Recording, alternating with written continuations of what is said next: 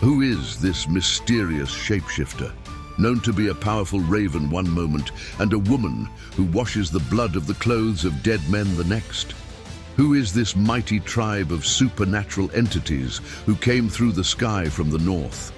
And why are all these festivals named after these entities? Brace yourselves, weary travelers, for we are about to embark on part 2 of our quest into the mysterious past of an ancient European people, the Celtic Druids. Welcome to Spirit School, the best spiritual education you can possibly attend from your lazy chair. So get yourself a nice hot cup of tea, set yourself down in your favorite comfortable position, and let your mind signal to your body that the time for a relaxing and educational session is about to begin. This humble washerwoman is actually a mighty, dark and mysterious phantom queen who is able to foretell the future. Washing the blood of clothes or armor of men who are about to fall in battle is a powerful omen of impending doom. If a warrior sees her washing his clothes, he knows he's about to meet his death in the coming battle. Her name is the Morrígan. She is able to shapeshift into a majestic black raven, but also a wild, stampeding cow, a slippery eel, and a mighty wolf. She is inextricably associated with the battlefield. The Morrígan is ruler of warriors' fate and guardian of sovereignty. The Celts, who often fought neighboring clans, mostly for cattle or other riches, often called upon the Morrígan to win her favor in coming raids or battles.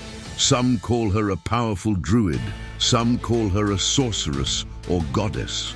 But most scholars agree she was one of the fiercest figures in Irish Celtic mythology. But the buck or gold piece doesn't stop there. She's not only one entity, she's part of a trinity. 3 sisters in one, often identified as Badbi, Macha, and Nemain. But other names have been known as well. Badbi is the sister that usually takes the form of a crow, with such a strong association with the battlefield that it is often called the Garden of Bad. In the famous battle between the Tuatha de Danann and the Firbolg, the sisters fought alongside the Tuatha de Danann with powerful magic spells raining fire down on the enemy for 3 days, giving them no chance to rest. Many spiritually aligned people tell us they converse with the Morrígan on a daily basis. They contact her during deep meditations. Even now, till this day, the Morrígan holds sway over souls who are willing to listen to her prophecies. They call upon her for guidance, and in most cases, it is strength and courage they receive. So next time you hear the raven's caw, it might be the voice of the Morrígan, reminding that life and death are just different sides of the same coin. There are enough interesting tales about Morrígan and her sisters to fill a few hours of lectures, and the Spirit School team would be more than willing to dive deeper into this character. If that is your wish, let us know in the comments right now. Also like this video and subscribe so our team knows to pursue this storyline. As we tread on through enchanted forest groves in these Celtic realms, where once the Druids taught the mysteries of druidic wisdom beneath the rustling of oak leaves in the forest's canopy, teaching students the power found in the cosmic planets and galaxies in the Milky Way, but also telling tales of the gods and goddesses of old, those who came to seek refuge in the lands of the Celts. Especially in Ireland, there are great myths known through the writings of 6th century priests who wrote about the Tuatha de Danann. Like the ravenous goddess, the Morrígan is a member of Tuatha de Danann, so is Danu, the mother of the gods, associated with rivers and water, which strangely enough is also the name of an Hindu goddess of water, written about in the holy books called Vedas, dating back to the 16th century BC, but let's ignore that piece of trivia for now. The Dagda was a father figure. He was the son of Danu and Bile, associated with fertility and wisdom. This is easy to understand because his wife was the phantom queen Morrígan, and his mistress with whom he had an affair was Boann, the goddess of the River Boyne. You had to be wise and fertile to keep things running smoothly. Irish stories depict the Dagda as a figure of immense power, armed with a magical club and a cauldron. A single swing of the club could knock down 9 men, and with the handle, he could bring them back to life. The cauldron was bottomless and could feed an army. He also possessed a lavishly decorated magical harp made of oak. When the Dagda played the harp, he could set the seasons in the correct order. Other stories tell of how he could command his army in war by playing his harp. So it seems the father of the gods was a magical warrior, but also a chef and a bard. I guess in ancient times you just had to be a jack of all trades, right? Just like the Druids, who served as intermediaries between the mortal and divine realms, engaged in rituals and ceremonies to honor their gods. Sacred groves, stone circles, and natural landscapes served as their altars. The worship was a dance of harmony with the cycles of nature, marked by seasonal celebrations like Beltane and Samhain. Offerings of fruits, grains, and even animals were presented as tokens of gratitude and reverence. Like we saw in part 1, it was even possible they sacrificed people.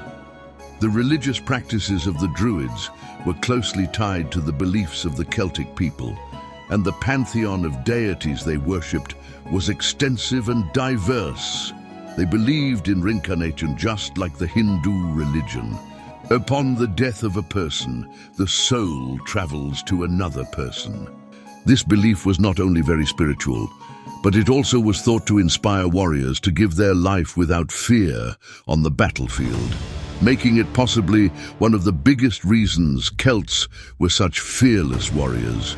Not unlike Vikings, who believed that after falling on the battlefield, beautiful Valkyries would take them to Valhalla, literally meaning the Hall of Fallen, where they would feast on meat and mead together with Odin's shield maidens, feasting until the morning came, after which they got to return to the battlefield to die again with great glory. The difference is that Vikings didn't believe they returned to Earth, but remained in Asgard forever. The Druids taught the Celts they would return to Earth, like the Vedic wise men called Brahmins taught this to the Hindus. And there are many more parallels to be found between Celtic Druids and Vedic Brahmins tradition. Could it be that in a very distant past they would have been studying together and had the same gods? Our history books tell us that 14,000 years ago we still lived in the Stone Age. But might it be possible that human civilization reached a higher level of development in earlier history? If you are curious about this, let us know in the comments, and we will dispatch the Spirit School scholars to the library in search for more links between the Brahmins and the Druids and clues to prehistoric knowledge. To stay informed on our progress, like and subscribe and join our community. We are very thankful of your ongoing support. On to more tales of the Tuatha de Danann Lugh, also a warrior god who was worshipped by every Celtic tribe on the continent and was known as the sun god, but also a trickster god, a king, a master craftsman, and a savior. He's associated with skill and mastery in multiple disciplines, including the arts. Lugh also has associations with oaths, truth, and the law, and therefore with rightful kingship. He was a mighty warrior and had a spear that could not miss in battle. His name occurs as an element in many continental European place names, such as Lyon in France, Leiden in the Netherlands, and Carlisle in the UK, formerly known as Luguvalium, strong in the god Lugus. Lughnasadh is a festival in his name, traditionally celebrated on the 1st of August. It is one of the 4 Gaelic seasonal festivals, along with Samhain, Embark, and Beltane. Lughnasadh is mentioned in early Irish literature and has pagan origins. In ancient times, it involved great gatherings that included ceremonies, athletic contests, horse racing, feasting, matchmaking, and trading. It is said that a white bull was sacrificed and people made oaths for the coming season. When a Celt made an oath like that, they dipped the round ends of their torque in the sacrificial blood before swearing. Festivals in his honor are still held in modern-day Europe. For instance, Castlefest Festival is held on the traditional date in August in the town of Lisse in the Netherlands.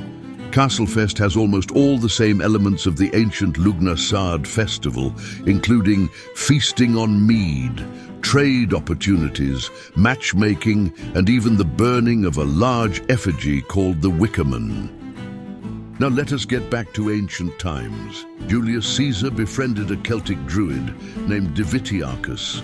He spoke with him about their gods and the one called Lugh he thought to be the Mercury of the Celts, meaning the Lugh had the same position in the Celtic pantheon as Mercury held in the Roman pantheon. Lugh was the son of Cian and Ethniu.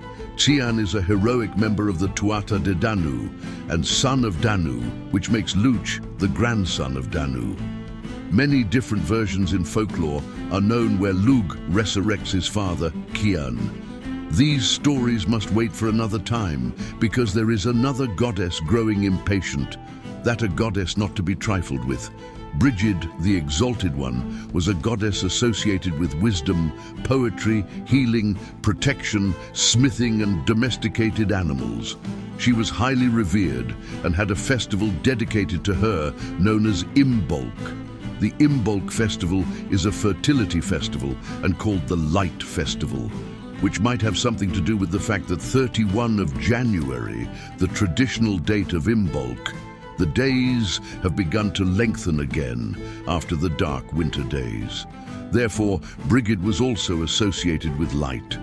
Not only that, but 2 weeks earlier is the time of year lambs are being born, which is a marking of the beginning of springtime, linking her with the expansion of the herd, which in those days was synonymous for expansion of wealth.